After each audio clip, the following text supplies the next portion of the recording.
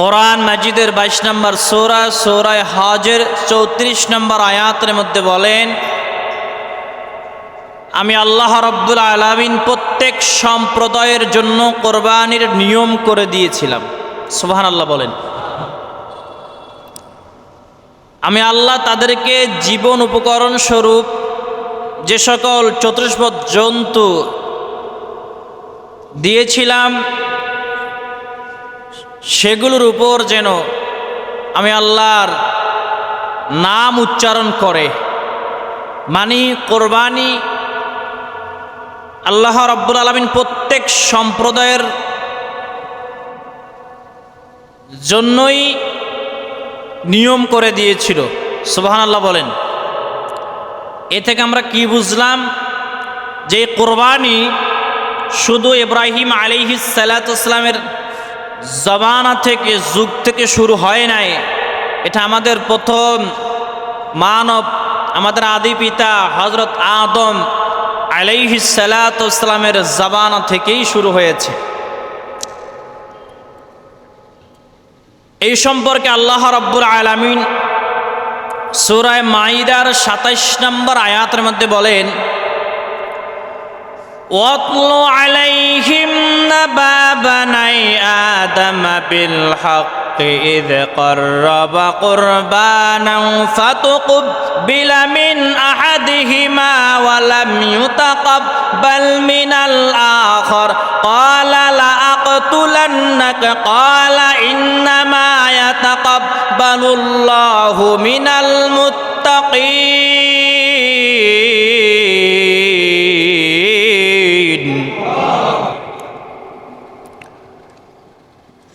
আল্লাহ রাব্বুল আলামিন সূরা মাইদার 27 নম্বর আয়াতের মধ্যে বলেন, হাবিব আপনি আদম আলাইহিস সালাতু ওয়াসসালামের দুই পুত্রের বৃত্তান্ত জানিয়ে দেন। সেই বৃত্তান্ত কি? হযরত আদম আলাইহিস সালাতু ওয়াসসালামের দুজন সন্তান হাবিল এবং কাবিল। হাবিল এবং কাবিলের সম্পর্কে আল্লাহ রাব্বুল আলামিন নবীজি সাল্লাল্লাহু আলাইহি ওয়াসাল্লামকে সমস্ত উম্মতদেরকে জানিয়ে দিতে বলতেছে, হাবিব আপনি আদম আলাইহিস সালাতু ওয়াসসালামের দুই পুত্রের জীবন বৃত্তান্ত তাদেরকে জানিয়ে দেন, সকলকে জানিয়ে দেন। সেই বৃত্তান্ত কি? আদম আলাইহিস সালাতু ওয়াসসালাম যেহেতু প্রথম মানব, আদম আলাইহিস সালাতু ওয়াসসালামের আগে আর কোনো মানব জাতি ছিল না।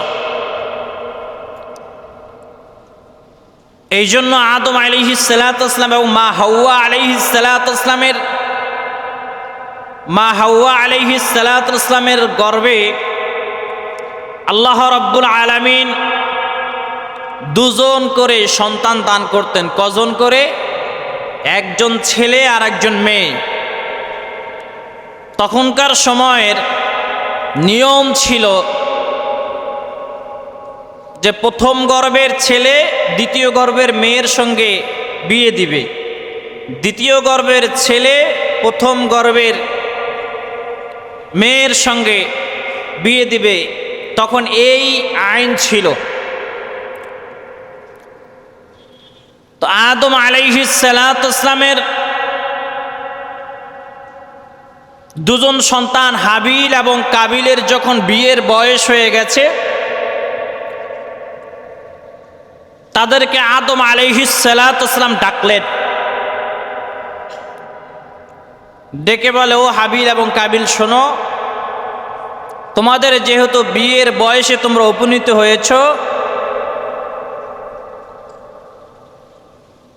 হাবিল এবং কাবিল, হাবিলকে বলল তুমি বিয়ে করবা, কাবিলের সাথে যেই মেয়েটা জন্মগ্রহণ করেছে তাকে তুমি বিয়ে করবা। আর কাবিলকে বলল হাবিলের সাথে যেই মেয়েটা জন্মগ্রহণ করেছে তাকে বিয়ে করার জন্য। এখানে কাবিল আপত্তি জানালো। কি আপত্তি জানালো? কাবিল বলল,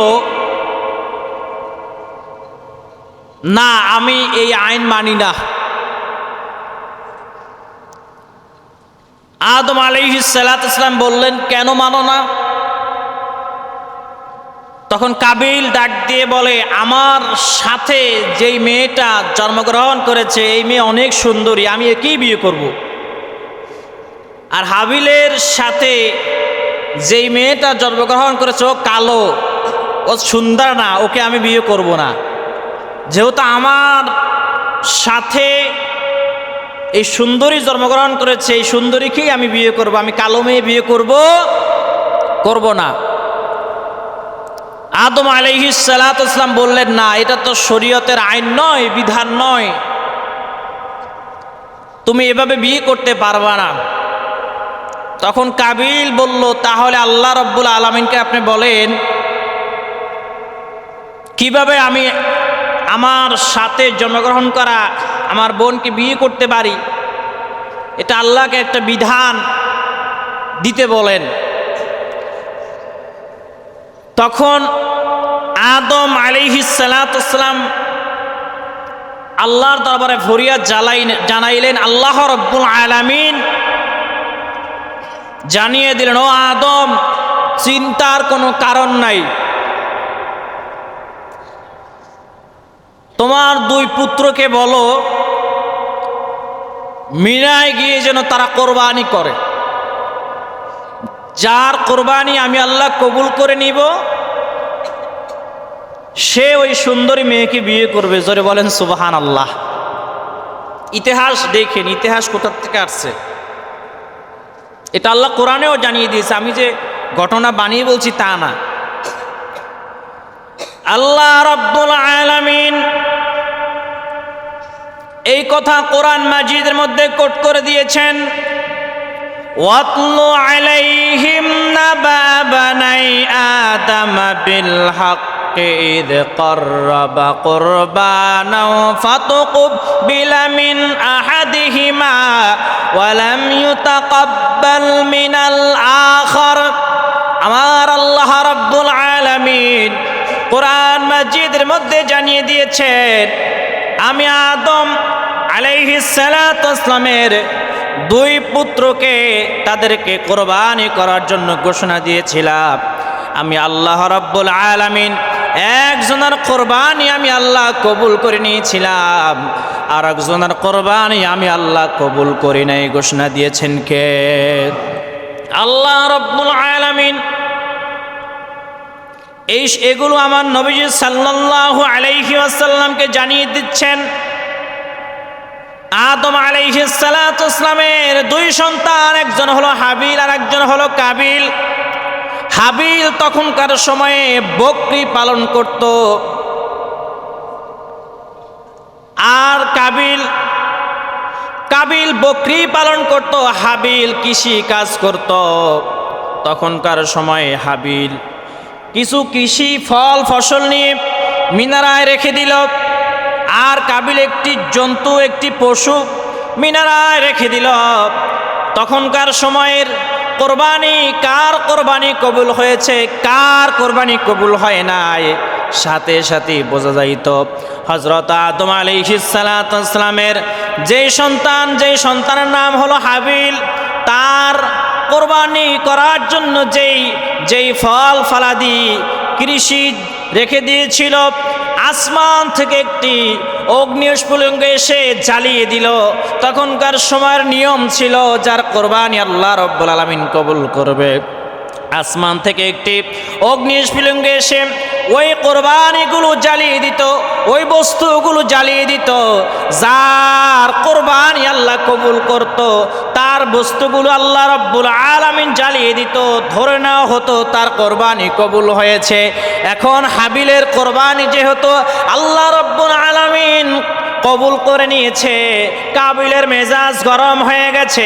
কাবিল ডাক দিয়ে বলে, ক্বালা লা আকতুলান্নাক, ও ভাই হাবিল, আমি আইন মানি না।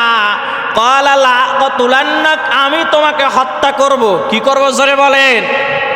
আমি তোমাকে হত্যা করব। এই কথা যখন বলল, তখন হাবিল ডাক দিয়ে বলেছিল ক্বালা ইন্নামা ইয়াতাকাব্বালুল্লাহু মিনাল মুত্তাকিন।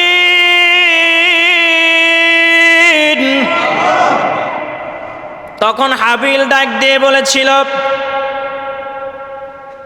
তুমি যদি আমাকে হত্যা করো আমি তোমাকে হত্যা করব না, অবশ্যই আল্লাহ মুত্তাকিনদের কোরবানি কবুল করেন। ঘোষণা দিয়েছেন কে? তখন হাবিল কাবিলকে বলছে, তুমি আমাকে হত্যা করো, সমস্যা নাই, অবশ্যই আল্লাহ মুত্তাকিনদের কোরবানি কবুল করেন। যে মুত্তাকিন নয় তাদের কোরবানি আল্লাহ কবুল করেন না।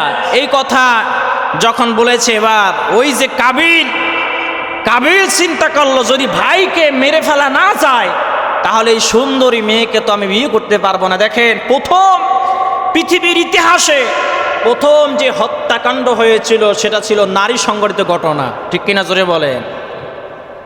কাবিল রাগান্বিত হয়ে তার ভাইকে হত্যা করার জন্য এগিয়ে যাচ্ছে। তখন হাবিল কি বলেছিল দেখেন, এটা আল্লাহ রাব্বুল আলামিন সূরা মায়েদার 28 নম্বর আয়াতের মধ্যে কোট করে দিয়েছেন।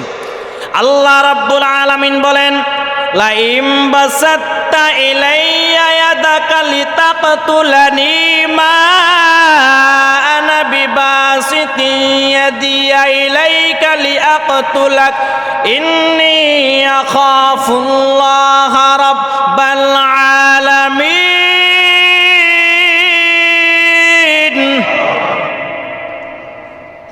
তখন হাবিল বলেছিল, ভাই তুমি যদি আমার উপর হাত তুলো হত্যা করার উদ্দেশ্যে, আমি তোমার উপরে হাত তুলব না, কারণ আমি তো জগৎ সমূহের প্রতিপালক ওই আল্লাহকে ভয় করি। জোরে বলেন সুবহানাল্লাহ। হাবিল বলেছিল, ভাই তুমি যদি আমাকে হত্যার উদ্দেশ্যে আমাকে হাত তুলো, আমাকে আঘাত করো, আমি তোমাকে আঘাত করব না, কারণ হলো আমি তো ওই প্রতিপালক বিশ্বজগতের মালিক আল্লাহকে ভয় করি, আল্লাহর ইবাদত করি। জোরে বলেন সুবহানাল্লাহ। কাবিল শেষ পর্যন্ত নিজের ভাইকে হত্যা করেই ফেলল, নাউজুবিল্লাহ পড়েন। যখন হত্যা করে ফেলল, এখন আফসোস করতেছে যে হায় আমি কি করলাম, আমার নিজের ভাইকে আমি দুনিয়ার থেকে বিদায় করে দিলাম। এখন কিভাবে নিজের ভাইকে কি করবে, কিভাবে লাশ গোপন করবে, এর মাথায় ঢুকছে না। কারণ এখন তো এই যে কবরস্থ করে এই আইন জারি হয়েছে কখন থেকে? আদম আলাইহিস সালামের যুগ থেকেই এই কবরস্থ করার নিয়ম মানুষ শিখেছে। কিভাবে শিখেছে? এই কাবিল নিজের ভাইয়ের লাশ সামনে নিয়ে ভাবতেছে কি করব, টেনশনে পড়ে গেছে। হঠাৎ কাবিল তাকায় দেখে একটা কাক আর একটা মৃত কাককে টেনে টেনে টেনে টেনে নিয়ে যাচ্ছে। নিয়ে এক জায়গায় রাখলেন, বালু খনন করলেন ঠোঁট দিয়ে, পা দিয়ে বালু খনন করে ওই মৃত কাককে টেনে ওই গর্তের মধ্যে ফেলে দিয়ে তারপর আবার ঠোঁট দিয়ে পা দিয়ে মাটি দিয়ে ঢেকে দিচ্ছে। এই দৃশ্য কাবিল দেখেছে, দেখে আফসোস করে বলতে লাগলো, হায় আফসোস, আমি তো একটা কাকের সমতুল্য হতে পারলাম না। কাক জানে তার সহপাঠী ইন্তেকাল মারা গেছে, কিভাবে তাকে দাফন করতে হবে, কিভাবে তার লাশ মাটির নিচে রাখতে হবে, আর আমি কাবিল এই জ্ঞানটুকু পর্যন্ত আমার মাথার মধ্যে নাই। শেষ পর্যন্ত এই কাক থেকে শিক্ষা গ্রহণ করে এই কাবিলও মাটি খনন করে গর্ত করে নিজের ভাইয়ের লাশ দাফন করে দিল। এটা আল্লাহ রাব্বুল আলামিন কোরআন মাজিদের মধ্যে নোট করে দিয়েছেন। আল্লাহ রাব্বুল আলামিন সূরা মায়েদার 31 নম্বর আয়াতের মধ্যে বলেন, ফাবাআসাল্লাহু গুরাবান ইয়াবহাসু ফিল আরদি লিয়ুরিয়াহু কাইফা ইউয়ারি সাওআতা আখিহি। আল্লাহ রাব্বুল আলামিন এটা কোরআন মাজিদের মধ্যে নোট করে দিয়েছেন। আল্লাহ বলেন, তারপর আমি আল্লাহ দুটি কাক পাঠাইলাম যে তার নিজের সহপাঠীকে কিভাবে দাফন করবে, কিভাবে মাটির নিচে লুকাবে, এই দৃশ্য আমি আল্লাহ দেখিয়ে দিয়েছিলাম। জোরে বলেন সুবহানাল্লাহ। এটা আল্লাহ রাব্বুল আলামিন শিক্ষা স্বরূপ এই কাক দুটিকে আল্লাহই পাঠিয়েছিল। কে পাঠিয়েছে? আল্লাহ পাঠিয়েছে। তখনকার সময় থেকে এই কোরবানির আইন রুলস জারি ছিল। কখন থেকে? যখন আদম আলাইহিস সালাতু ওয়াস সালাম দুনিয়ার জিন্দেগিতে ছিল, তখন থেকেই এই কোরবানির বিধান আল্লাহ রাব্বুল আলামিন জারি করে দিয়েছে। জোরে বলেন সুবহানাল্লাহ। কোরবানি মোটা সোটা গরু হলেই যে কোরবানি কবুল হবে তা কিন্তু নয়। আপনার মধ্যে খুলুসিয়াত থাকা লাগবে, আপনার টাকা হালাল হওয়া লাগবে। হারাম টাকা দিয়ে যদি আপনি কোরবানি করেন, আপনার কোরবানি আল্লাহ কবুল করবেন। আল্লাহ কোরআন মাজিদের সূরা হজের 37 নম্বর আয়াতের মধ্যে বলেন, লাইয়ানালাল্লাহা লুহুমুহা ওয়ালা দিমাউহা ওয়ালাকিন ইয়ানালুহুত তাকওয়া মিনকুম। আমার আল্লাহ রাব্বুল আলামিন বলেন, কোরবানির পশুর গোশত রক্ত আমি আল্লাহর দরবারে পৌঁছায় না, আমি আল্লাহর দরবারে তোমাদের মনের তাকওয়া পৌঁছায়। ঘোষণা দিয়েছেন কে? এটাকে আমি বানিয়ে বললাম নাকি? আল্লাহ রাব্বুল আলামিন সূরা হজের 37 নম্বর আয়াতের মধ্যে বলেছেন। আপনারা এখন অ্যাপ থেকে কোরআন নামিয়ে বাংলা অনুবাদ দেখেন, হুবহু আল্লাহ যেইভাবে বলেছে আমি সেইভাবেই অনুবাদ করে দিলাম। শুধু তাই নয়, তারপরে আস্তে আস্তে হযরত ইব্রাহিম আলাইহিস সালাতু ওয়াস সালামের জবানা থেকে যে কোরবানি জারি হয়েছে, কিভাবে জারি হলো জানার দরকার আছে না নাই? আমরা যেই কোরবানি করি এটা হলো আমাদের জাতির পিতা হযরত ইব্রাহিম আলাইহিস সালাতু ওয়াস সালামের সুন্নাত। আমরা যে কোরবানি করি এটা কার সুন্নাত? হযরত ইব্রাহিম আলাইহিস সালাতু ওয়াস সালামের সুন্নাত। ইব্রাহিম আলাইহিস সালাতু ওয়াস সালামের সুন্নাত কেন হলো? ৮৬ বছর পর্যন্ত ইব্রাহিম আলাইহিস সালাতু ওয়াস সালামকে আল্লাহ রাব্বুল আলামিন কোনো সন্তান দান করেন নাই। নবীদের মধ্যে সবচেয়ে যেই নবী ঈমানি পরীক্ষা বেশি দিয়েছেন, আল্লাহ যেই নবীর কাছ থেকে ঈমানি পরীক্ষা বেশি নিয়েছেন, ওই নবী হলো হযরত ইব্রাহিম আলাইহিস সালাতু ওয়াস সালাম। জোরে বলেন সুবহানাল্লাহ।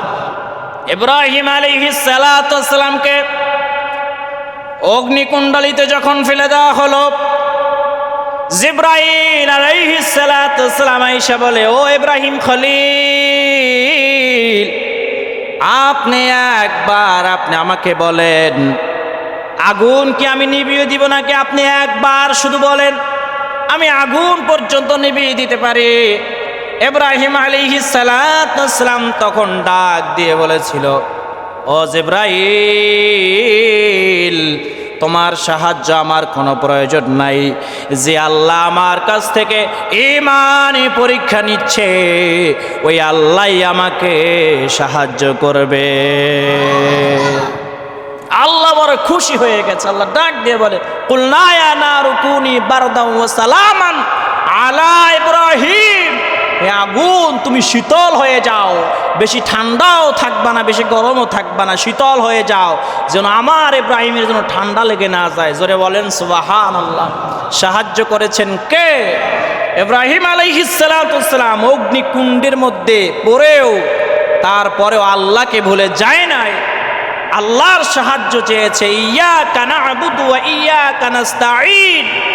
আমরা যারা আল্লাহর গোলাম, আমরা সাহায্য চাইবো কার কাছে?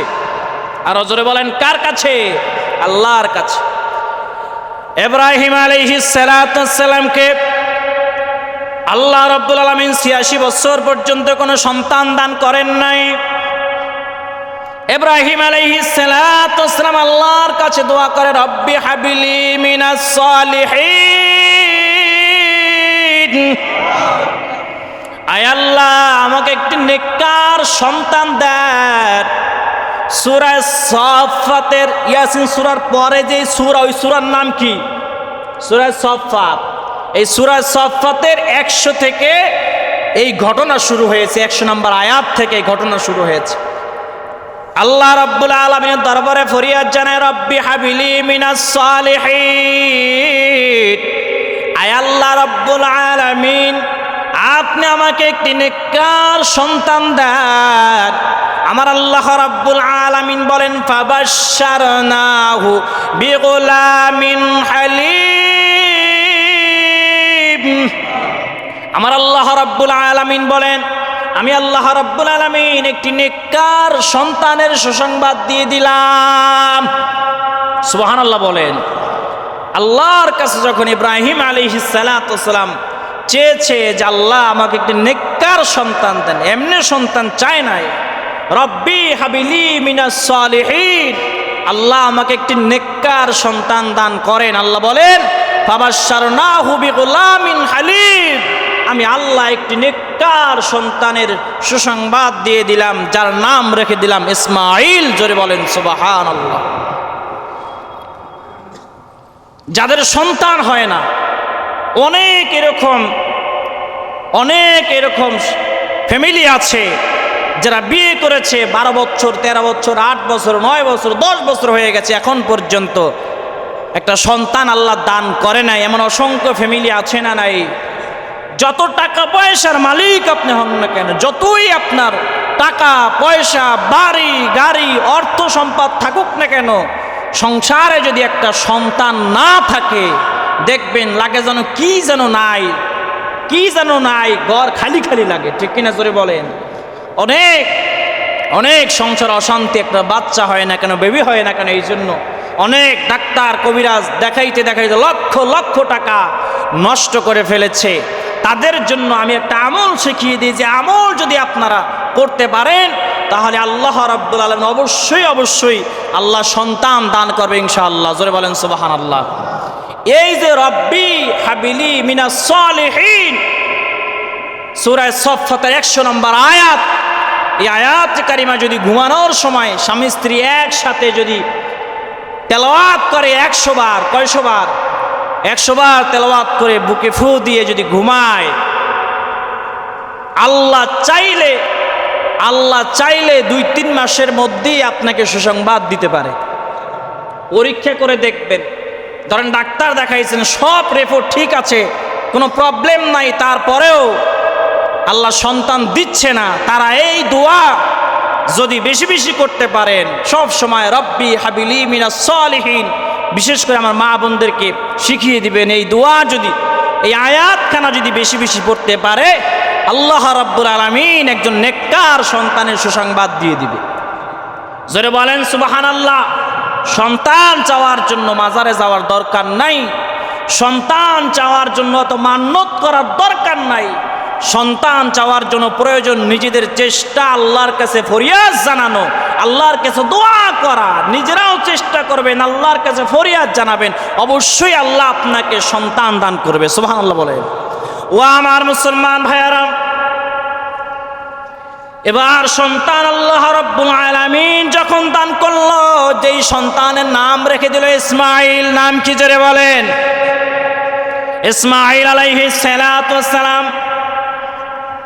আল্লাহ রাব্বুল আলামিন আর এক পরীক্ষা নিচ্ছে ইব্রাহিম আলাইহিস সালাতু ওয়াসসালামের কাছ থেকে। আল্লাহ বললেন, ও ইব্রাহিম,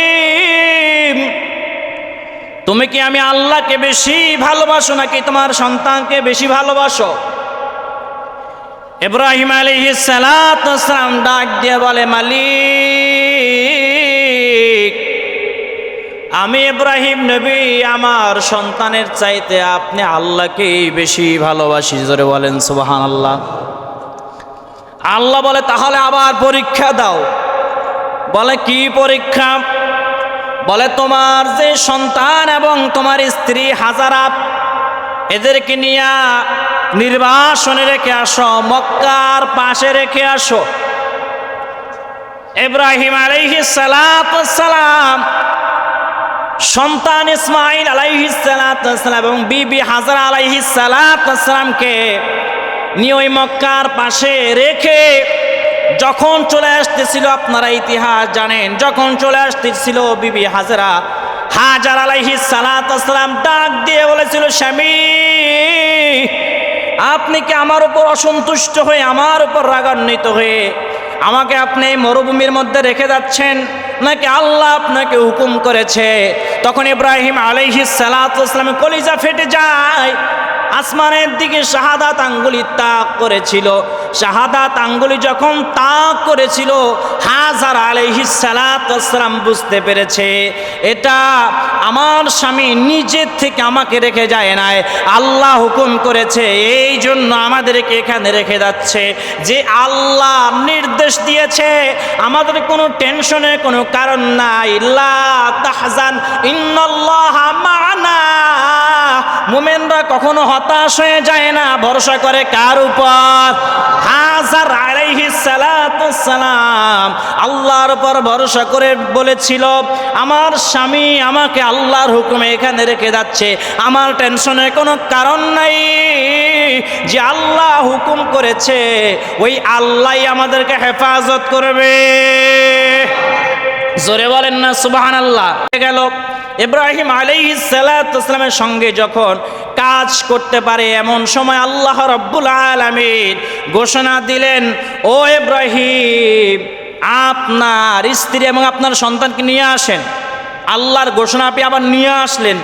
যখন ইসমাঈল আলাইহিস সালাতু ওয়াস সালাম একটু বড় হয়েছে, যখন বাবার সঙ্গে একটু কাজে সহযোগিতা করতে পারে, এমন সময় ইব্রাহিম আলাইহিস সালাতু ওয়াস সালামকে বারবার আল্লাহ স্বপ্ন দেখায়। ইব্রাহিম আলাইহিস সালাতু ওয়াস সালাম স্বপ্ন দেখে যে তার প্রিয় বস্তুকে কোরবানি করে দিচ্ছে। কি করতেছে? আল্লাহ স্বপ্ন দেখায়, ও ইব্রাহিম তোমার প্রিয় বস্তু তুমি কোরবানি দাও। কি দাও? ইব্রাহিম আলাইহিস সালাতু ওয়াস সালাম যখন ঘুম ভেঙে যায়, মনে রাখবেন একটা কথা আপনারা জেনে রাখবেন যে নবীদের স্বপ্ন ছিল ওহী। কি জোরে বলেন? ওহী। এটা আমার আপনার মতো স্বপ্ন নয়। নবীরা যা স্বপ্ন দেখতো এটাই ছিল কি? ওহী। ইব্রাহিম আলাইহিস সালাতু ওয়াস সালাম চিন্তা করতে লাগলো, আমার এমন প্রিয় বস্তু কি আছে যে আল্লাহ আমাকে স্বপ্ন দেখায় যে তোমার প্রিয় বস্তু তুমি কোরবানি দাও। যে কি এমন বস্তু আছে? আবার প্রথম দিন আবার ঘুমিয়ে গেলেন, দ্বিতীয় দিন একই স্বপ্ন দেখলেন যে ইব্রাহিম তোমার প্রিয় বস্তু তুমি কোরবানি দাও। তৃতীয় দিন একই স্বপ্ন দেখলেন, ইব্রাহিম তোমার প্রিয় বস্তু তুমি কি দাও? কোরবানি দাও। ইব্রাহিম আলাইহিস সালাতু ওয়াস সালাম তখন বুঝতে পেরেছে যে আমার প্রিয় বস্তু একমাত্র আমার সন্তান ইসমাঈল আলাইহিস সালাতু ওয়াস সালাম। জোরে বলেন সুবহানাল্লাহ। যে আমার সন্তানকে আল্লাহ কোরবানি দেওয়ার জন্য বারবার বলতেছে, তাহলে আমার সন্তানকেও আমি আল্লাহর রাস্তায় কোরবানি দিয়ে দিব। আল্লাহু আকবার বলেন। দেখেন তখন গিয়ে কি বলেছিল ইব্রাহিম আলাইহিস সালাতু ওয়াস সালাম, সন্তানকে গিয়ে কি বলেছিল এটা পর্যন্ত আল্লাহ রাব্বুল আলামিন সূরা সাফফাতের 102 নম্বর আয়াতের মধ্যে নোট করে দিয়েছে। আল্লাহ বলেন, ফালাম্মা বালাগা মাআহুস সায়া ক্বালা ইয়া বুনাইয়া ইন্নী আরা ফিল মানামি আন্নী আযবাহুকা ফানজুর মাযা তারা।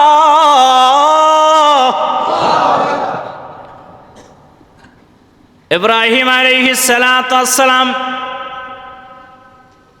ইসমাঈল আলাইহিস সালাতু ওয়াস সালামকে গিয়ে বলেন, ক্বালা ইয়া বুনাইয়া, হে আমার বৎস, ক্বালা ইয়া বুনাইয়া ইন্নী আরা ফিল মানাম, আমি স্বপ্ন দেখলাম আন্নী আযবাহুকা ফানজুর মাযা তারা, আমি তোমাকে জবাহ করতেছি। কি করতেছি? জোরে বলেন। জবাহ করতেছি। তখন ইসমাঈল আলাইহিস সালাতু ওয়াস সালাম কি বলেছিল দেখেন, ক্বালা ইয়া আবাতি ফাআল মা তু'মারু সাতাজিদুনি ইনশাআল্লাহু মিনাস সাবিরিন। আল্লাহু আকবার জোরে বলেন। ইব্রাহিম আলাইহিস সালাতু ওয়াস সালাম যখন বললেন, ও ইসমাইল, ও আমার আদরের সন্তান, আমি স্বপ্ন দেখেছি আমি তোমাকে আল্লাহর নামে কোরবানি করতেছি, জবাহ করতেছি। তখন ইসমাইল আলাইহিস সালাতু ওয়াস সালাম বলেছিল, ক্বালা ইয়া আবাতি ফাআল, ও আব্বা জান আপনি করেন, আল্লাহ মা তুমার, আল্লাহ আপনাকে যেটা হুকুম করেছে আপনি সেটা পালন করেন। সাতাজিদুনি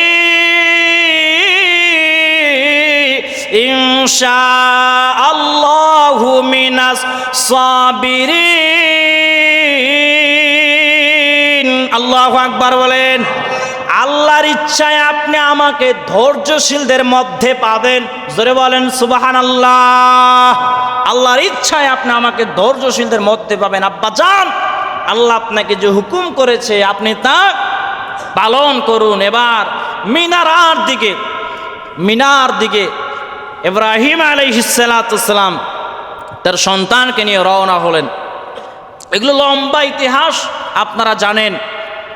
মিনায় গিয়ে যখন কোরবানি করার জন্য, জবাই করার জন্য যখন ইসমাইল আলাইহিস সালাতু ওয়াস সালামকে যখন কাত করে শোয়ায়িত করলেন, এটাও আল্লাহ কোরআনে বলে, ফালাম্মা আসলামা ওয়া তাল্লাহু লিল জাবিন। আল্লাহু আকবার বলেন।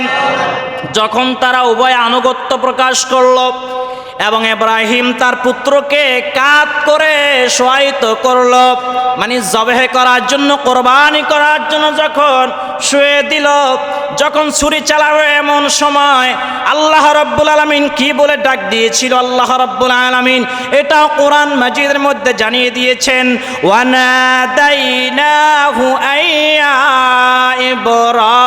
ইব্রাহিম। আল্লাহু আকবার বলেন। তখন আমি ইব্রাহিমকে আহ্বান করে বললাম, হে ইব্রাহিম। আল্লাহ তখন ডাক দিয়েছে। এখানে অনেকে অনেক ঘটনা রসকস লাগায়া বলে, যেমন অনেকে বলে যে ইব্রাহিম আলাইহিস সালাতু ওয়াস সালামের সন্তান ইসমাইল আলাইহিস সালাতু ওয়াস সালামকে যখন সহায়তা করেছিল জবাহ করার জন্য, কোরবানি করার জন্য, তখন নাকি তলোয়ারি যখন চালাচ্ছিল তখন নাকি গলা কাটতেছিল না, তারপর তলোয়ারি ফিকা মেরে ফেলে দিয়েছে, পাথরের সঙ্গে লেগে আগুন পর্যন্ত জ্বলেছে। এরকম ঘটনা আপনারা শোনেন নাই? অনেকে বলে এটা কোরআন হাদিসে কোনো ঘটনা নয়, এটা বানিয়ে বলে, এটা হলো ইসরাইলিয়াত মানে ইসরাইলিয়াত। এমন ঘটনা বর্ণনা করা জায়েজ আছে, তবে কোরআন হাদিসে যা নাই তা না বলাই উত্তম। কোরআন হাদিসে যা নাই ওইসব ঘটনা থেকে বিরত থাকাই ভালো। নবীদের জীবনী বলা খুবই সেন্সিটিভ। এখানে আপনার রসকস লাগায় যদি বলেন, আল্লাহর আদালতে আপনাকে জবাবদিহিতা করা লাগবে, ঠিক কিনা জোরে বলেন। ও আমার মুসলমান ভাইয়েরাম, আল্লাহ রাব্বুল আলামিন বললেন, ও ইব্রাহিম, قد صدقت الرؤيا إنا كذلك نجزي المحسنين। আল্লাহু আকবার বলেন। আল্লাহ ডাক দিয়ে বললেন, তুমি তোমার স্বপ্ন দেশ, আমি আল্লাহ যা স্বপ্নে দেখিয়েছি তুমি তা পালন করলে, এভাবেই আমি আল্লাহ সৎ পরায়ণদের পুরস্কৃত করে থাকি। জোরে বলেন সুবহানাল্লাহ। আল্লাহ নিষেধ করে দিলেন, ইব্রাহিম থামো, ছুরি গলার উপর চালিও না, আমি আল্লাহ এটা তোমাকে পরীক্ষা করেছিলাম আর তুমি এই পরীক্ষার মধ্যে বিজয় লাভ করেছো। আল্লাহ এটাও কোরআনে বলেছেন, ইন্না হাযা লাহুল বালাউল মুবিন। আল্লাহ বলেন, আমি আল্লাহ নিশ্চয়ই ইহা তোমাকে স্পষ্ট পরীক্ষা করেছিলাম, এটা তোমার জন্য পরীক্ষা ছিল। ঘোষণা দিয়েছেন কে? আরো জোরে বলেন কে? আল্লাহ এর প্রংশের মধ্যে বলেছেন, ওয়াফাদাইনাহু বিযাবিহিন আযীম। আল্লাহু আকবার বলেন। আল্লাহ রাব্বুল আলামিন বলেন, আমি তাকে মুক্ত করলাম কোরবানির বিনিময়। এই কোরবানি কি কোরবানি ছিল? আল্লাহ রাব্বুল আলামিন জান্নাত থেকে একটি পশু পাঠিয়ে দিয়েছিল। জান্নাত থেকে একটি পশু জিবরাইল আলাইহিস সালাম দ্বারা পাঠিয়ে দিয়েছিল। যেই পশু ইসমাঈল আলাইহিস সালামকে সরায়া ওই পশু কোরবানি দেওয়া হয়েছিল, তখন থেকেই এই কোরবানি আল্লাহ রাব্বুল আলামিন সমস্ত শেষ নবীদের উম্মতদের উপরে আল্লাহ রাব্বুল আলামিন ওয়াজিব করে দিয়েছে। জোরে বলেন না সুবহানাল্লাহ।